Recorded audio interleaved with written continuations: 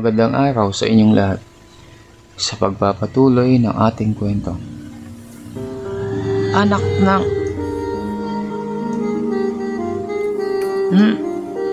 Nang gagalaiti sa sarap na hiyaw ng pumuputok ang bulkan ni Alex, mas lalo pang ipagdiinan nito ang kanyang harap sa loob ng makipot na yungib ng nobya. Sinisiguro na makakarating ang kanyang punla sa bahay bata ni Melissa. Nauna lang ng segundo si Alex at sumunod na rin si Melissa. Hayan na rin ako, be. Nanginginig ang sexing may bahay habang nagpapaputok rin ito ng bulkan sa piling ng sinisintang pangalawang asawa. Halos madurog ang kanilang mga katawan sa higpit ng kanilang yakapan habang sumusumpit ang mga likidong iyon. Parang tumigil ang pag-ikot ng mundo habang patuloy na gumagalaw ang dalawa.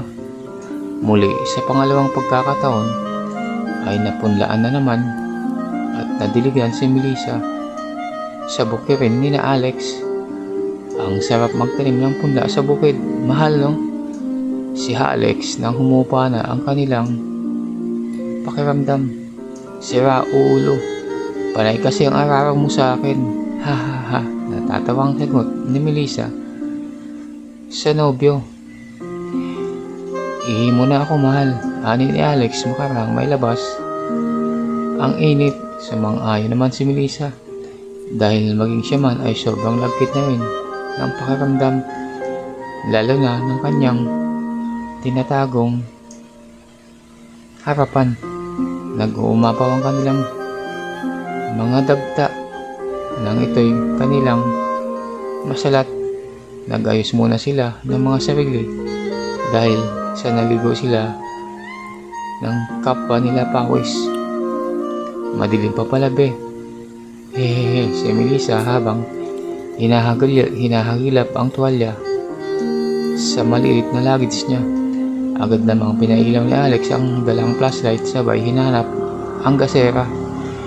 Walang kuryente sa bahay ng tiya ni Alex, kaya medyo madilim pa rin ang paligid kahit na mailaw na nagmumula sa gasera. Naunang bumaba si Alex mula sa kubo upang umihi.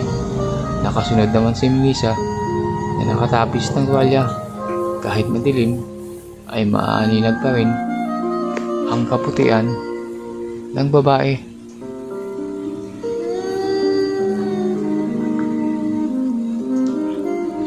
Napangisi si Alex habang umiihi. Malagkit pa rin ang kanyang ice cream dahil sa pinaghalong katas.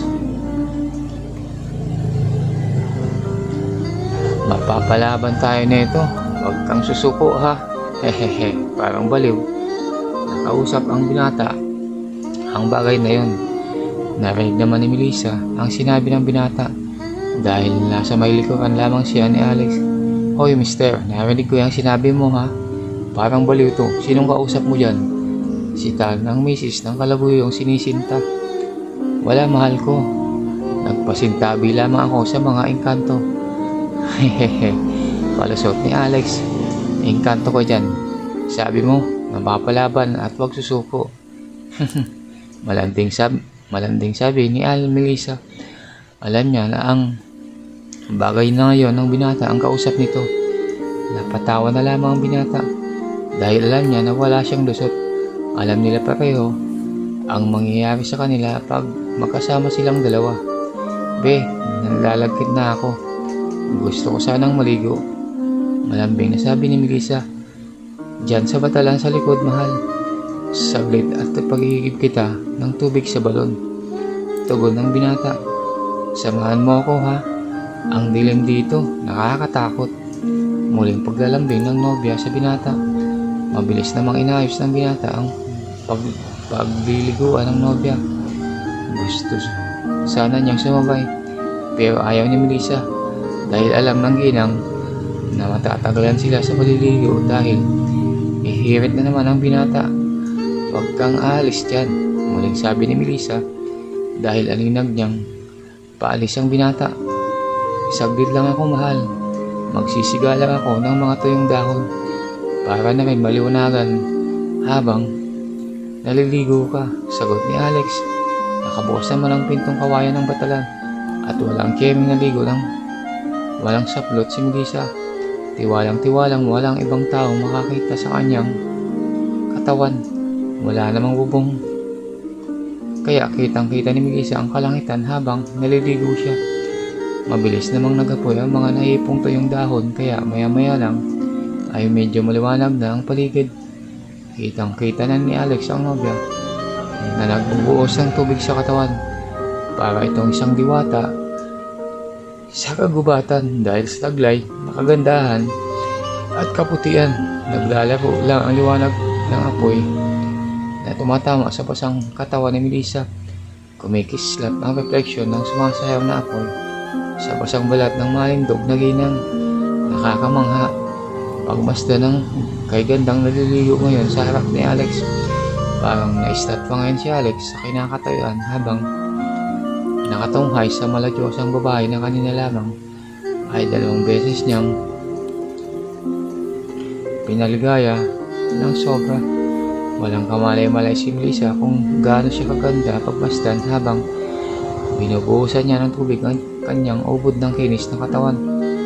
Pati ang maitim at mahabang buhok nito na halos hanggang bewang ang haba ay bagay tingnan sa kanyang kaputian.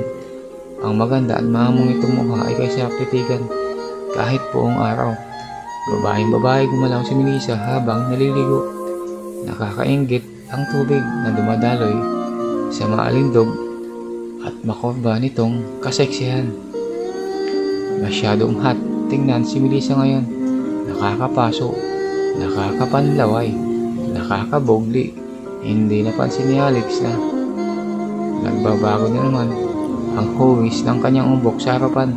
Nagwawala na naman ang bagay na yun.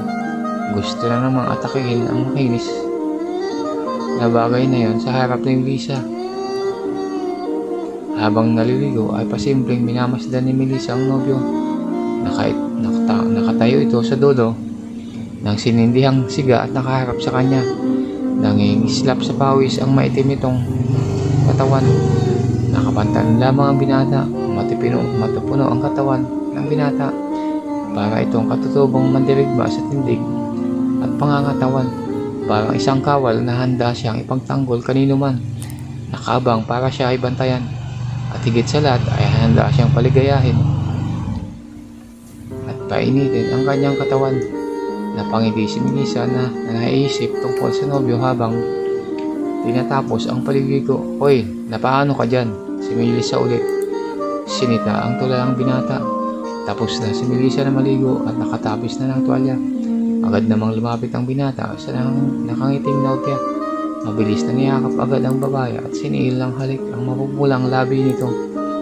Tumugon din si Melissa at agad nang iskwerahan ng kanilang mga kumikiwal na bagay sa loob ng kanilang bibig. Sa bakuran ng kubo, sa ilalim ng kalangitan, ay saksi ang buwan at mga tala sa mainit na pagtutukaan ng tampalasang magsing ilaw. Naririnig pa ang tunog ng kanilang halikan.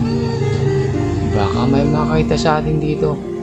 Pinutol ni Melissa ang kanilang tukaan.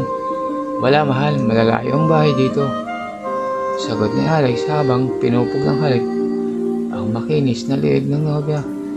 Hindi ka ba nagsasawa? Nakadalawang sunod ka na. Ito ang tila bulong ni Melissa sa nero-romansang nobyo. Nakaangat na din ang laylayan ng tuwalya niya at iba ang ginagawa ng kamay sa kanyang likuran.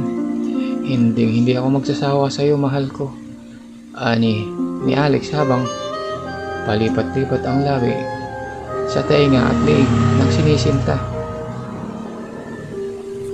Puntahan muna natin ang lamay ni Chang, pautal-utal na sabi ni Melissa. Dahil ang ginagawa ng binata ay pinagpapala na ang harap ng nobya. Mamaya, pagkatapos natin, asawa ko, i-score muna ako sa iyo ha. Sagot ng binata. Pagkatapos sa itinuloy, ang ginagawa sa katawan ni Melissa. Walang kawala si Melissa. Basta tinamaan ng bogli ang binata. Malakas ang paghadak ng kabuglian ni Alex.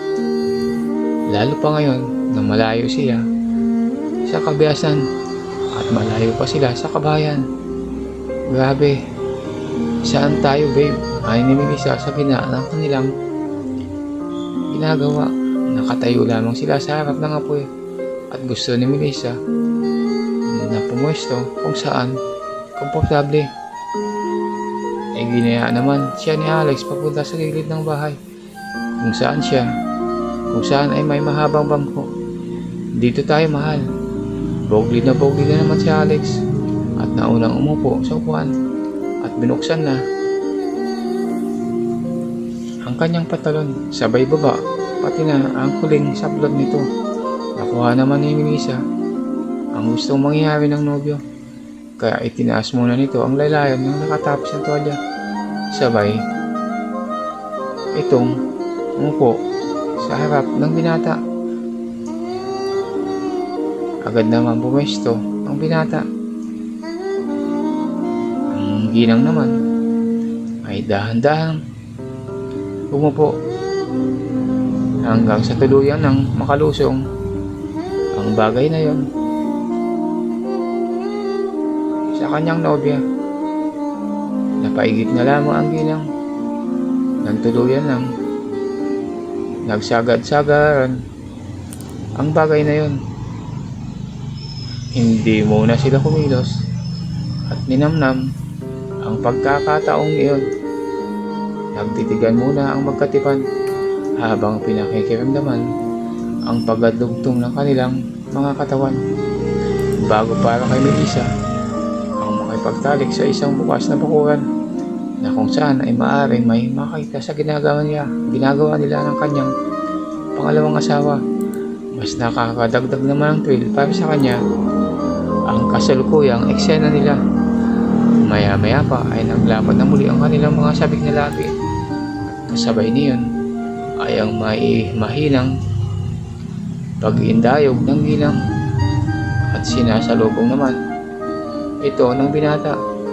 Napayakap ng gusto si Melissa sa sarap. Walang palyang humahagod ang bagay na yon sa loob ng asawa ng kaibigan niyang si Mike, at tuloy-tuloy na nga ang kanilang ginagawa. At nang magsawa sa kanilang posisyon ay sagap ang pawis ng dalawa.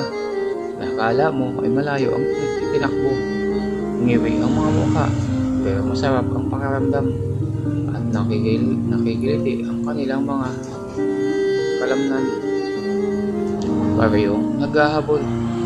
Mas lalong pinaspasan ng binata ang ginagawa. Tila ito isang makina.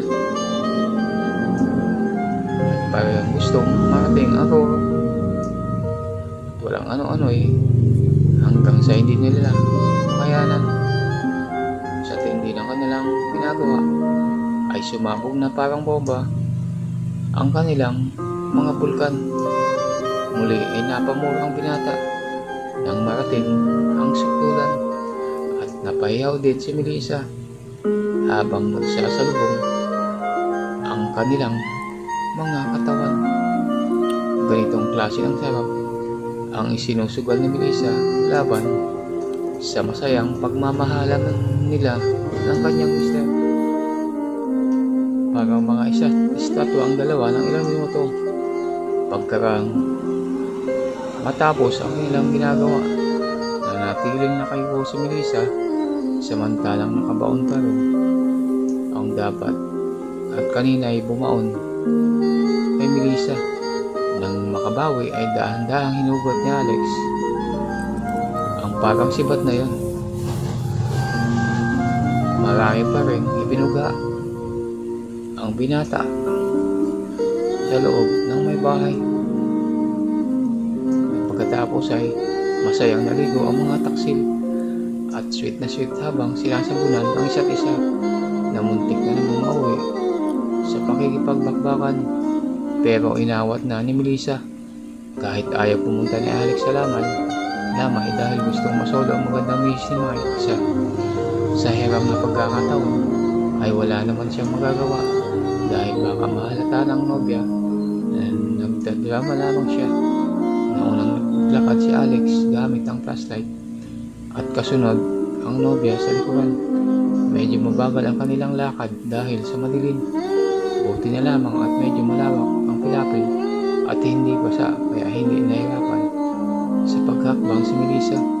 Pagdating sa lamay agad nagsilapitan ang mga kababata ni Alex sa Magnolia